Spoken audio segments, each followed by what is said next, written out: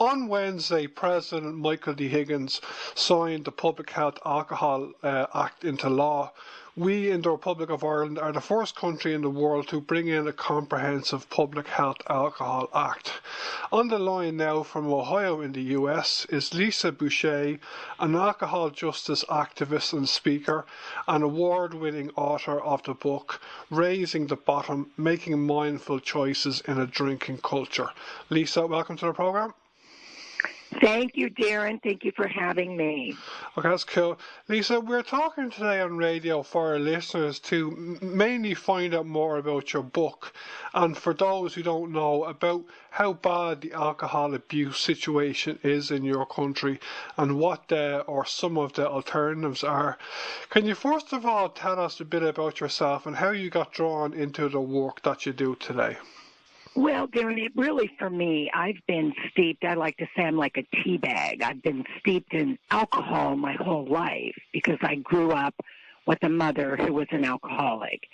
And she didn't get sober till I was in my early 20s. So I had seen active alcoholism and drug addiction. Back in the 60s, Valium was the pharmaceutical industry's first billion, that's with a B, dollar drug. So that's what started her slow decline into alcoholism. And, my mother was a registered nurse. My father was a businessman. And addiction and alcoholism was not part of our life, but it caught hold of my mother, and it was devastating to our family. So then as I grew up, I think I turned to alcohol and marijuana as a young child. In 13, 14, I started smoking pot a little bit, drinking. And then I sobered up in my late 20s. My mother was sober at the time after a very devastating accident where she broke her neck and she had a very low bottom. So when I got sober,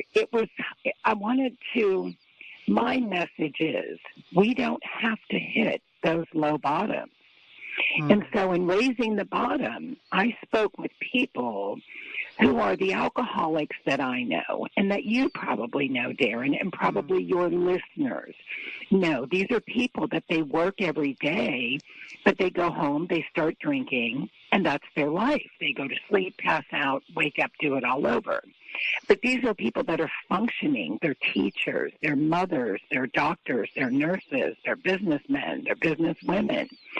So those are the people that I want to focus on because especially, and I can't speak for how it is in Ireland, but here in the United States, there is still a tremendous stigma, and there's this line of thinking that unless you're completely incapable of functioning, you can't possibly be an alcoholic. And I want to say, no, that is not true.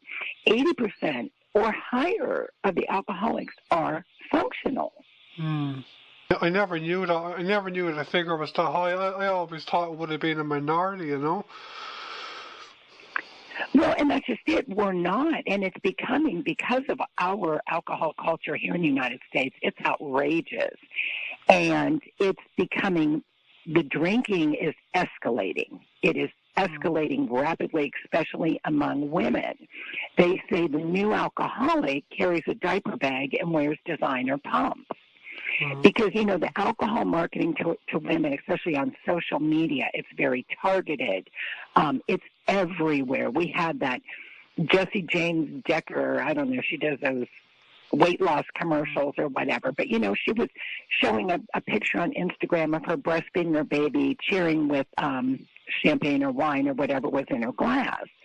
So these are the kind of messages that young women are grabbing onto, and they think it's fine. And they've come to believe over the last, couple decades that they need to have wine and all the jokes about mommy juice and mommy needs this. And, the other aspect, we have a huge sports culture.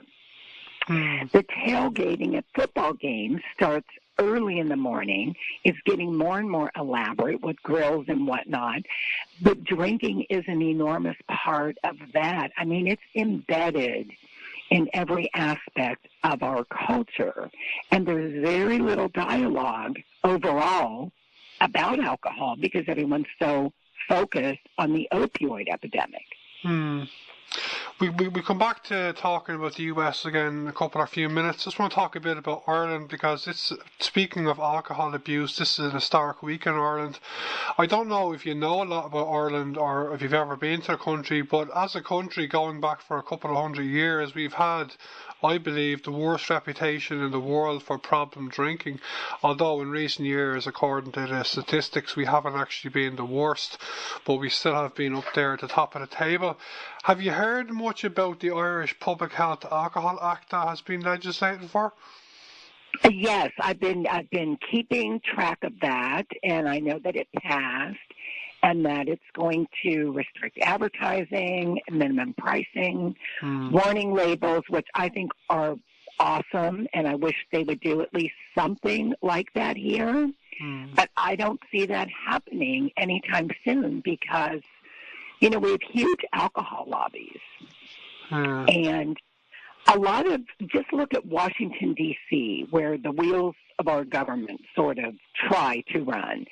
It's a very boozy culture in Washington, D.C. Most of the people there have no appetite to bring about any sort of meaningful change in regards to alcohol, because a lot of the people that would be making the change, I would guess there's plenty of alcoholism amongst our people in Congress. I mean, look at the behavior.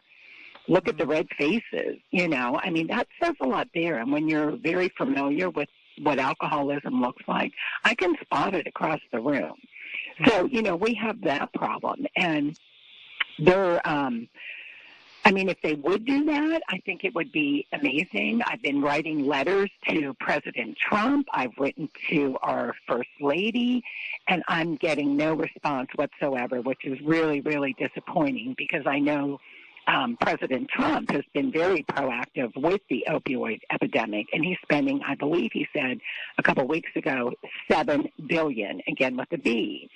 So they're attacking that very aggressively. But here's the thing, Darren. People don't understand addiction and realize that a lot of these opioid addicts started with alcohol back in their teenage years. That was the first drug that they were introduced to.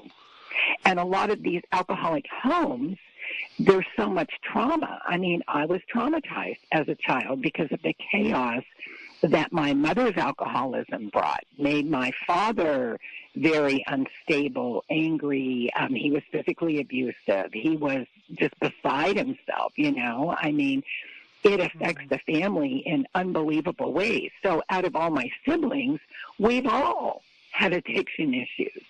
So why isn't anybody open to looking at the solution, I believe, to drug and alcoholism globally? We need stable families. We need to address it and get kids when they are young.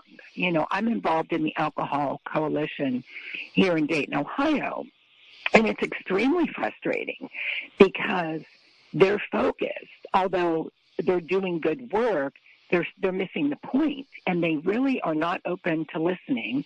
And I believe it's because some people in the decision-making people enjoy their alcohol. So they don't want to do anything that's going to identify with themselves. So their focus is solely on giving kids messages in schools and whatnot, which is all great things. But as I've tried to explain to them, this is money wasted down the drain if we don't also address the adults. Because if you're a child and you live in a home like I did, they can tell me whatever you want in school. But if you go home and your parents are party parents, or they're sitting in the pub all day or all night and dragging you along with them, I see that here in the United States. I mean, kids are being raised in sports bars. So how are the messages that they're getting for a few hours a day in school going to be impactful at all? They're not. Yeah, the first politician in Ireland I ever heard talking passionately with commitment on the need to seriously tackle alcohol abuse in general was Dr. James Riley. Fortunately for those of us who support the Public Health Alcohol Act in Ireland, he went on to become Minister for Health in the Republic of Ireland and got the ball rolling on this in Ireland.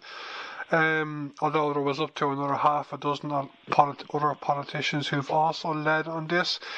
Bearing in mind that the size and population of the island of Ireland would be akin to just one state in the US, would I be right in saying that it would be a state level and not at a national level that most of the ideal policy changes would come on this in the US?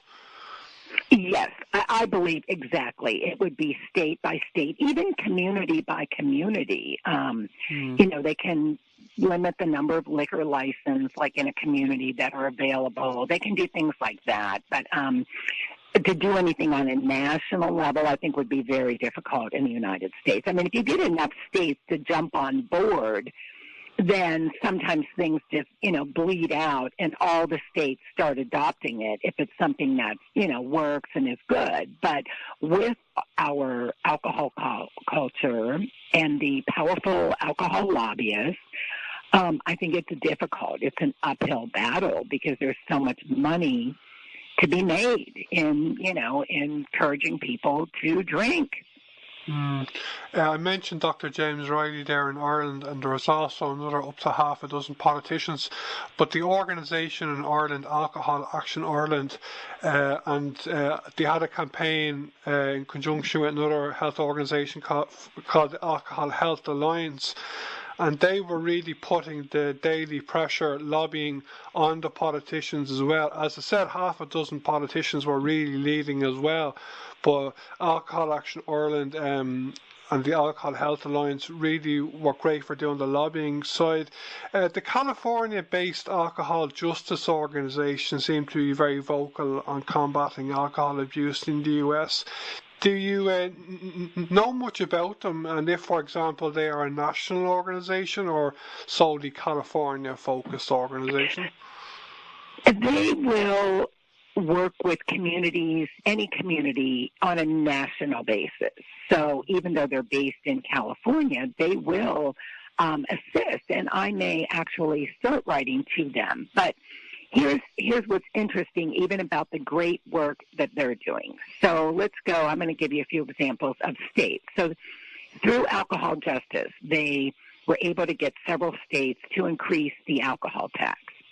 However, for instance, Indiana, a state that's right next to mine, they have increased the alcohol tax, but that money then goes to water and infrastructure. So it's not going toward alcohol prevention. Minnesota, on the other hand, gives small wineries tax credits. Oklahoma, here's interesting. Okay, so they've increased the alcohol tax from 40 cents to $1.45 on beer per gallon, and from $5.56 up to $13.23 per gallon on spirits. However, the money that they're recouping from this increased tax go to state municipalities and counties. Now, are these states, municipalities, and counties, are they using it for prevention? Who knows? I mean, what the breakdown of that is. But, if you're not going to raise the tax and then use it toward prevention, I mean, I think that's where the money needs to go. And it's been proven statistically.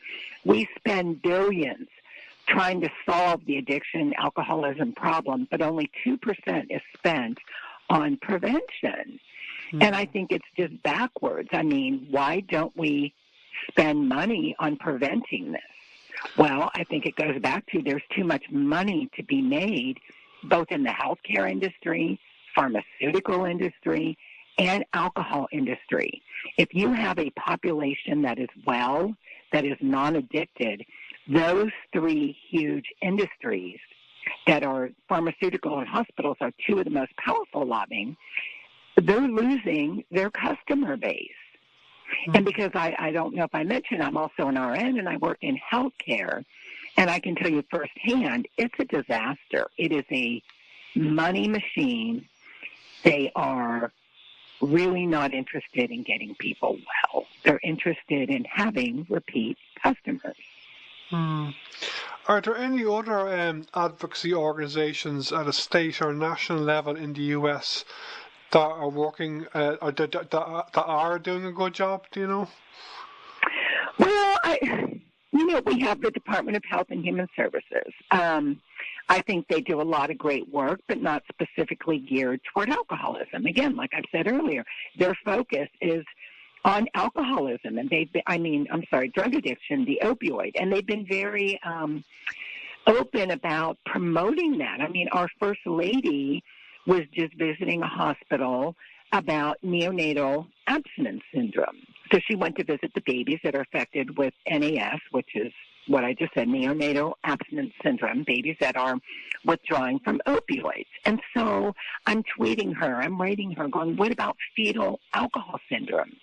It is just as devastating to these babies, and it actually impacts them lifelong, where the neonatal abstinence, they can at least withdraw and go on to be mostly normal, where a child with fetal alcohol syndrome is going to have, a lower IQ and lower development for the rest of their life. But there's no focus on that, and it's very upsetting. We have the NIAAA, which is the National Institute of Alcohol Abuse and Alcoholism. I was under the impression that they were doing a good job until the rumors have been flying here that they also accept money from alcohol lobbyists. So with that said, they're not going to aggressively promote abstinence.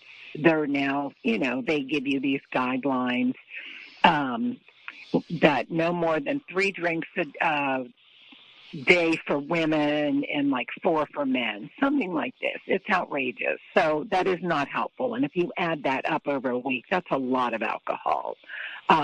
We also have the National Council on Alcoholism and Drug Dependence. And that organization, they did some really great things. Like they were the ones who founded the EAPs, the Employee Assistance Program.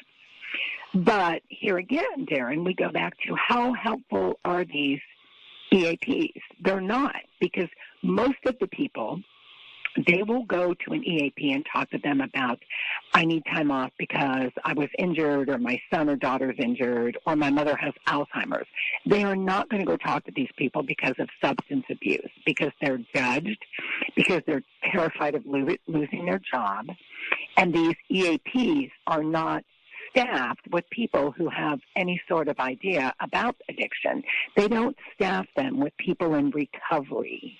They staff them with someone who might have a master's degree in something, or maybe even in addiction.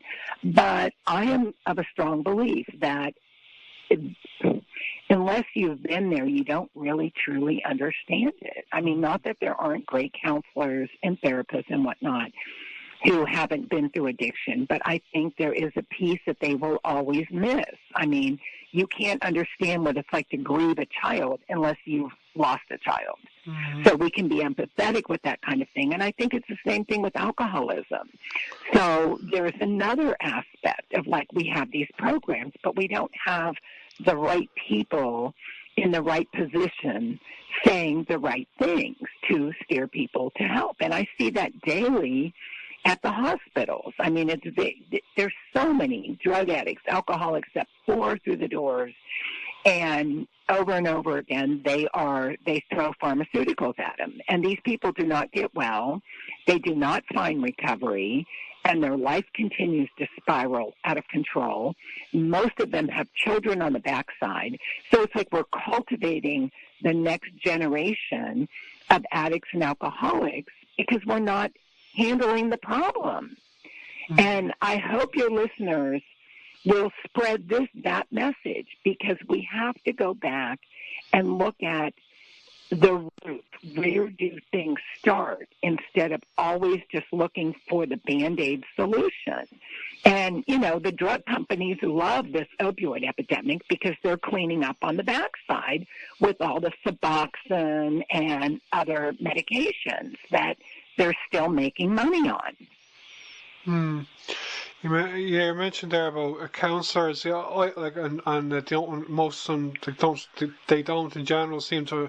There's a part of them don't understand what the addict is going through with the alcoholic. Like I had a drink problem. I'm off it about 8 years, and that's something I definitely no one's ever said to me, but something I've thought about a lot. They just most counsellors they come from a very educated background, and few of them I think have actually been through addiction personally, and it's hard it's hard for them to understand the kind of isolation and kind of that kind of thing that goes on with addiction, you know. Okay, just to talk a bit about your book, Raising the Bottom. Where did you come up with the name for Raising the Bottom?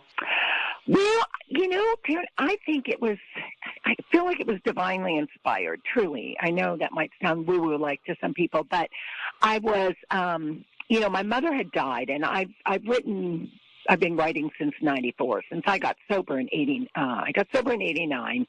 Went to nursing school, and then I was out of nursing school not more than a few days, and it was like I just heard this voice saying, now I'll write a book. So I started writing fiction. And then my mother, over the years, she would say, why are you writing fiction? Lisa, you need to write about alcoholism. And I just didn't really, there's so many legs on the stool, Darren, that you can write about, right? So it just sort of, I kind of prayed about it, and I thought about it, and the whole idea of, like we talked about earlier, that I wanted to portray people who have not lost it all. And then I was thinking about the title. What do I call this book? And it just came to me one day that this is the message: is to, we don't have to hit those low bottoms. Here are many voices in the book of people, like I said earlier, that they had lives, they have families, they have children, they're educated, because people still have this idea that, smart people, if you're educated, then you would be smart enough to avoid alcoholism. All of those stigmas that there still is around this disease that, it's really not, it's because of what they show us on the 6 o'clock news, when we hear, where they show us the addicts or the alcoholics that are crashing through their cars through buildings or stumbling and fighting the police, and they put that kind of stuff on the television. Mm. So, then people are sitting at home drinking themselves silly going, well, I'm not like that, so I can't have a problem. Mm. So that's why I wanted to show the faces of alcoholism that I know. And it's young people, it's the college student that can't. I always tell parents, I say, if you have a child that's having a hard time, failure to launch, look at substance abuse. That's usually what the problem is. You have a teen who can't get their act together and they're still living home with mom and dad. Well, maybe they're drinking too much. Maybe they're smoking pot every day. Substance abuse is often at the bottom of these kind of behaviors that people try to explain away and justify and ignore, when in fact they should say, hey, this could very well be substance abuse. And just because it's not, substance abuse is like on a bell curve. So you can get people when they're going up the slope, even when they're at the top of the bell. You don't have to wait till they are completely demoralized on the other side of it.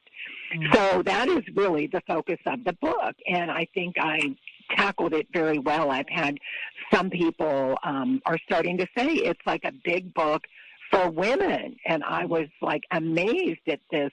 They're using it like they keep referring back to it, and don't let the men be deterred, because many men have read it and love it. In fact, I think it's great for the men, because there's a few men in the book, but it's very non-threatening to them, because they don't have to feel like, oh, she's pounding, and making me mansplain anything. So I'm very honored that there are women out there that are reaching out to me and saying this is like a big book for the 21st century woman, and I use it and I go back to it over and over again. So I'm grateful for that. If it can help people to stop the slide of alcoholism, not have to destroy their family, their career, their health, what a blessing. That's great. And your book won a couple of awards, didn't it? It did, Darren. I mean, it won several. 6, 7. Oh. So the International Book Award in the category of women's health, and it was a finalist in addiction and recovery and women's issues, and then the Best Book Award in 2017 for women's health, finalist again in addiction and recovery. Then it won a reader's favorite, a bronze medal, just this past May. So, yes, it is a multi-award-winning book, and I'm very proud of that. Congratulations. To come towards the end of the interview, in the direction of the end of the interview, you also do speak. You're also a speaker, aren't you? You speak publicly, do you?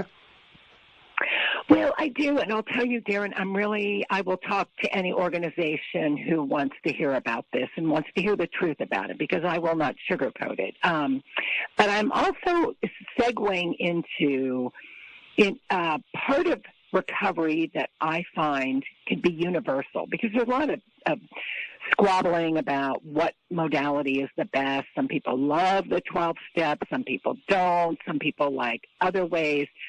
But I think a common denominator between all of them is nature. And I've been doing more and more research about the healing power of nature. In fact, we just did a seminar not too long ago with a panel of other speakers, but that was my focus, because there's scientific proof that nature has phytosigns in the trees. It's a chemical that improves immunity, decreases depression, can decrease blood sugar. So I'm very focused on educating and healing.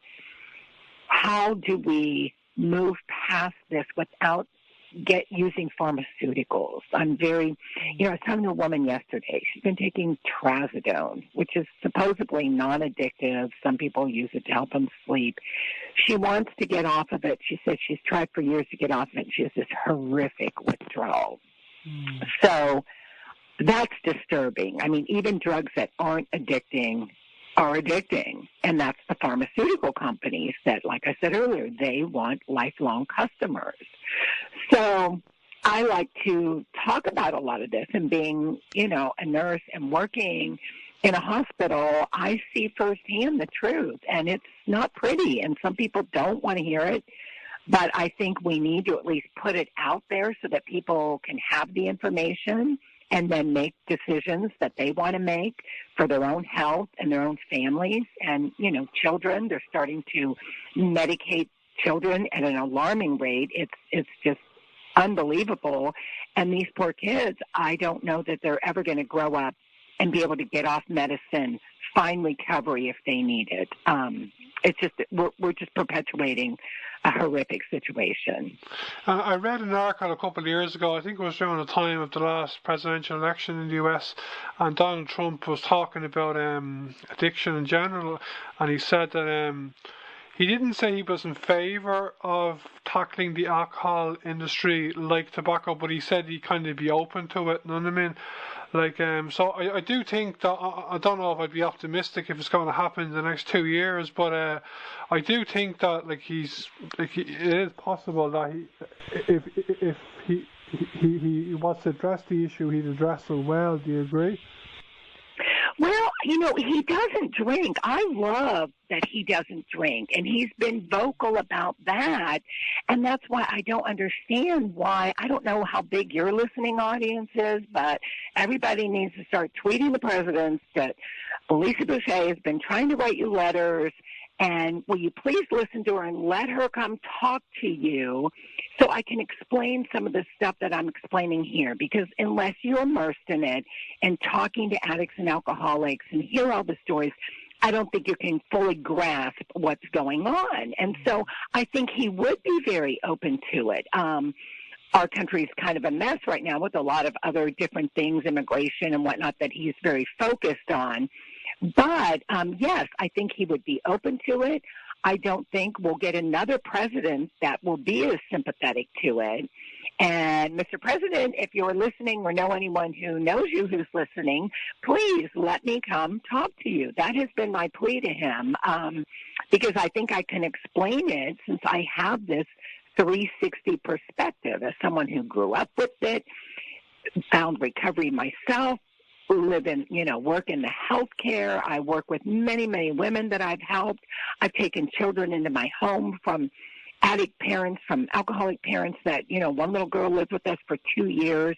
She was addicted to alcohol and opiates because she grew up not with an alcoholic dad, and a mother who was just she just ignored her, neglectful. So, I have all these perspectives that I can bring to the table, and I don't think there are very many people who have the perspective that I do. They just don't. I mean, they might have one or two aspects of it, but they don't have the whole 360 picture. So as far as President Trump, yes, I think he would be open to it, but he's not. He's so busy. He's just not hearing my letters or my tweets. I'm doing the best I can with that, but I could use some help with people tweeting him and saying, hey, please listen to her, read her letters, let her come talk to you. You mentioned Twitter there. You're on Facebook and YouTube as well, aren't you? Yes, I am. My YouTube, Facebook, Raising the Bottom, LB Speaks. YouTube, I have to say, I'm a little embarrassed. I've kind of dropped the ball with adding videos. I've been so busy. I blog, and, I'm an author, and I'm speaking about, the book and seminars and whatnot. So I'm quite busy, but I do need to resurrect the YouTube. And I think I had mentioned to you, I had an assistant that worked with me during the summer, and she's the one who did all that. And I want to subscribe to your YouTube, but I can't. I have to wait till she sends me the passwords, because when I tried to get in and create a new password, my email's already linked in there, so it's kind of a mess. But yes, I do, and I'm on Twitter and Instagram as well, Boucher Author.